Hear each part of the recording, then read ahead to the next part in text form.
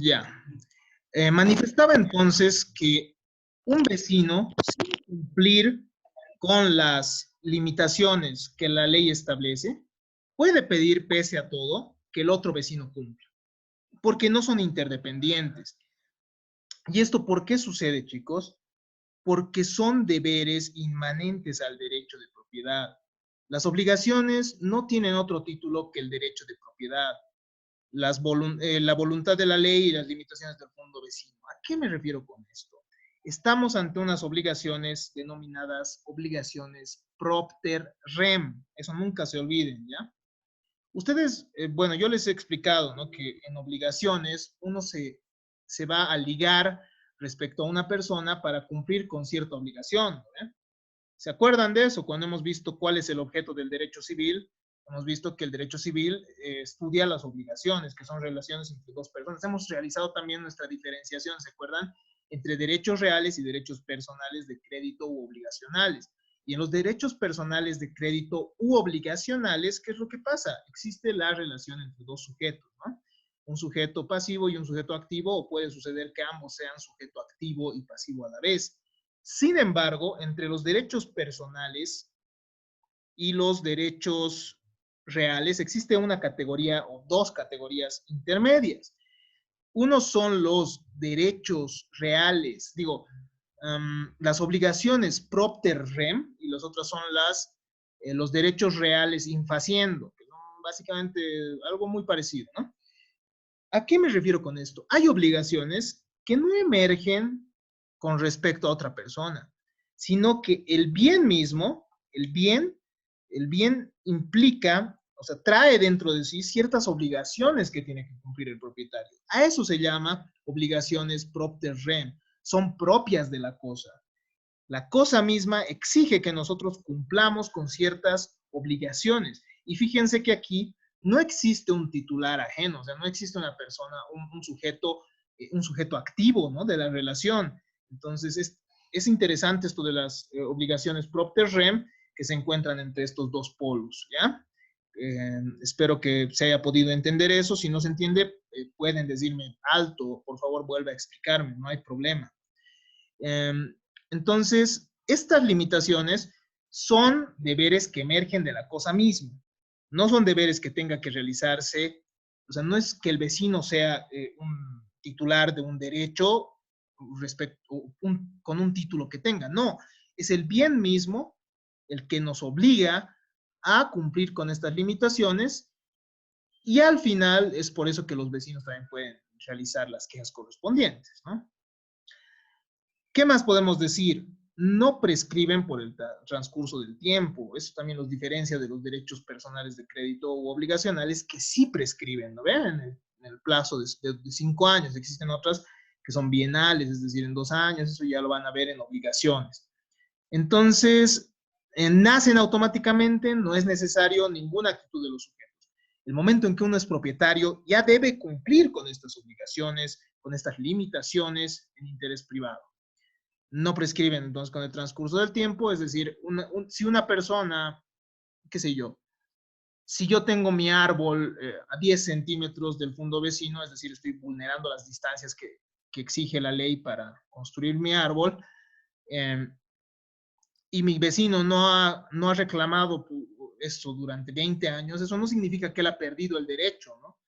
A realizar, porque no es su derecho, básicamente, simplemente es una queja que se va a realizar respecto al bien, ¿no? Y al final uno se ve obligado a realizar las modificaciones y si existen daños y perjuicios, pues a pagar también el daño según la responsabilidad que emerge, ¿no? Eso ya lo han visto en teoría de la responsabilidad, ¿no? Que la responsabilidad emerge por daños que se puedan generar. Sin embargo, son susceptibles de ser derogados por otra disposición. Las limitaciones no son necesarias, ¿ya? Es decir, son imposiciones que se dan en mérito a una ley o en mérito a una disposición. Entonces, no son límites, digamos, que emerjan de la naturaleza misma, ¿no?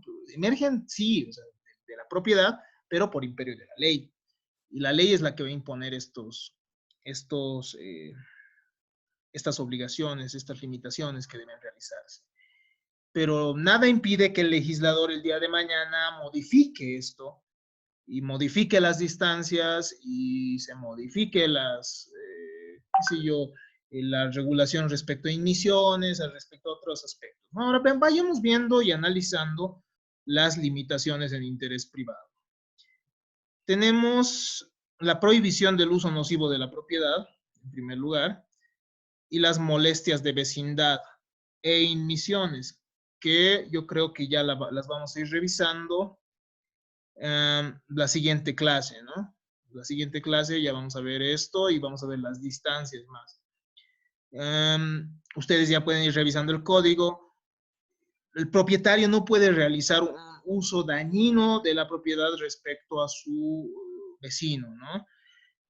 Esto se extiende al poseedor y al detentador también. Ojo, si explotas una industria, es decir, si tienes un negocio, tienes que evitar el daño a la salud, a la seguridad y a la paz de tus vecinos, ¿ya? Eso es algo sumamente importante. En caso contrario, obviamente, los vecinos pueden realizar las quejas correspondientes ante la autoridad jurisdiccional. El propietario tiene que mantener además en buen estado el fondo que tiene, evitando con esto perjuicios a terceros. Si tú no cuidas tu predio, ¿qué es lo que sucede? Puede ser ruinoso, ¿no? En un futuro y al final generar daños incluso hasta personales, ¿no? No solo daños a la propiedad vecina, pero al realizar estos daños a la propiedad vecina, entonces emerge también cierta responsabilidad. Cuando el edificio amenaza en ruina, el vecino puede pedir dos aspectos, ¿no? La demolición o la reparación. Y esto está íntimamente ligado a los interdictos. ¿Por qué? Porque el propietario también termina siendo poseedor, ¿no? Bueno, el poseedor también va a poder pedir esto. Puede pedir entonces que se repare el bien que está en ruinas o que se lo demuela, según las circunstancias. Si un árbol constituye peligro, se puede pedir que se arranque. Esto igual está relacionado a los interdictos. Concretamente, al interdicto de daño temido, ¿no? Existe un daño que pueda suceder. Aunque sí, yo creo que podemos terminar esto. Tenemos unos minutitos más. Igual la siguiente clase hacemos una retroalimentación porque probablemente ya estén cansados, ¿no? Las molestias de vecindad. Un vecino tiene que evitar molestias de vecindad. ¿Cómo? Debe evitar las inmisiones. ¿Qué son inmisiones? Son toda injerencia dañosa o molestosa, incorporal o escasa de corporalidad, resultante del actuar humano en el ejercicio de su derecho propietario, ¿ya? Es decir, ingresa alguna entidad incorporal que tenga cierta corporalidad al propietario vecino, generando molestias, ¿no?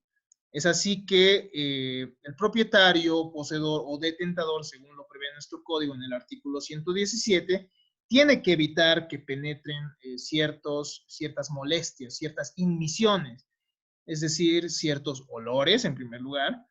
Debe evitar que este aspecto, esto puede suceder con la industria que pueda llegar a tener, o incluso por una situación en la cual exista falta de higiene, ¿no? Por parte del vecino. Debe evitar el excesivo humo que pueda ingresar al fondo vecino. El hollín, la diferencia entre el humo y el hollín es que el hollín va a tener, digamos, una consistencia más grasosa, ¿no? Y que puede dejar incluso manchas, que puede adherirse, ¿no? A las superficies. Se debe evitar también situaciones de calor, qué sé yo, si se incumple, por ejemplo, con las distancias establecidas por la municipalidad para construir hornos, ¿no? Un horno no tiene que tener también ciertas reglas que cumplir, es decir, tiene que tener ciertas distancias y eso lo va a determinar la municipalidad, ¿no? Eso vamos a ver en la siguiente clase, cómo ciertas situaciones son reguladas por la entidad edil, ¿no? Por el Estado. ¿Qué más? Se debe evitar luces de anuncios, ¿no? O sea, que puedan ser molestosas. ¿Qué pasa si tu vecino tiene un letrero de neón sumamente luminoso y enceguecedor, de modo que en las noches uno no pueda dormir, entonces termina siendo también perjudicial, ¿no? Y se debe evitar eso, y se puede pedir el cese de estos ante una autoridad judicial. Pero, obviamente, hay que considerar algo, ¿no?